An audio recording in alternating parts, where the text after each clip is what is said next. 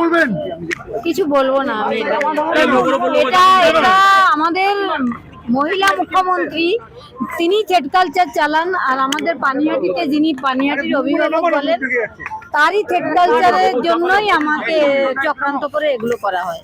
এ নিয়ে আমি কিছু বলবো না। ভয়কে জয় করাই আমার একমাত্র লক্ষ্য। আমাকে ভয় পেয়েছে বাধা পাচ্ছেন, কমিশনকে জানাবেন নাকি?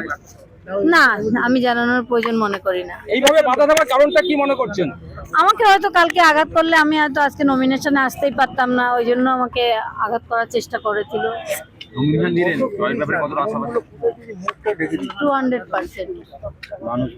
মানুষের কেন সমস্ত মানুষ আমার সঙ্গে রয়েছে, সারা পশ্চিমবঙ্গবাসী, সারা পানিহাটিবাসী, সবাই যেভাবে 14 তারিখ রাত দখল করেছিলেন, আমি চাইবো 29 তারিখ আপনারা সেইভাবেই গণতান্ত্রিক অধিকার প্রয়োগ করার সময় পদ্মফুল চিহ্নে ভোট দেবেন এবং সারা বাংলায় পদ্মফুল ফুটবে এবং একটা রাম রাজত্ব তৈরি হবে পশ্চিমবঙ্গে। প্রায়োরিটি কি থাকবে? জিতের প্রায়োরিটি কি থাকবে?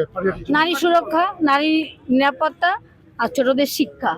আর আমার মেয়ে যে দুর্নীতির বলি হয়েছিল, সে সাধারণ মানুষের জন্য নিজে মাফিয়াদের হয়ে যে লড়াই, মাফিয়াদের বিরুদ্ধে যে লড়াইটা করেছিল, সেই লড়াইটা তার নিজের ছিল, কাউকে আমাকেও জানতে দেয়নি।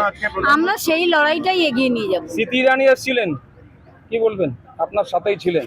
হ্যাঁ, কতটা অক্সিজেন পেলেন? বাড়তি অক্সিজেন?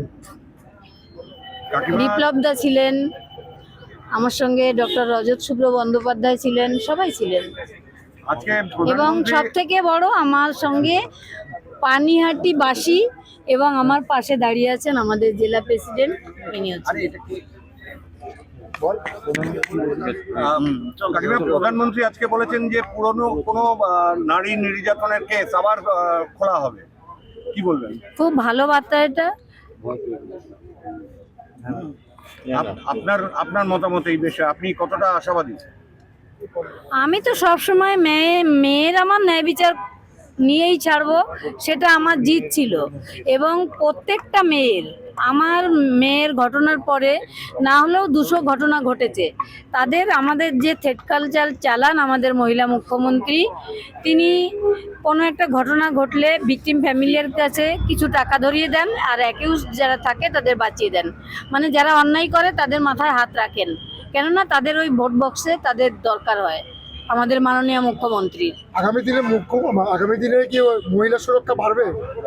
অবশ্যই।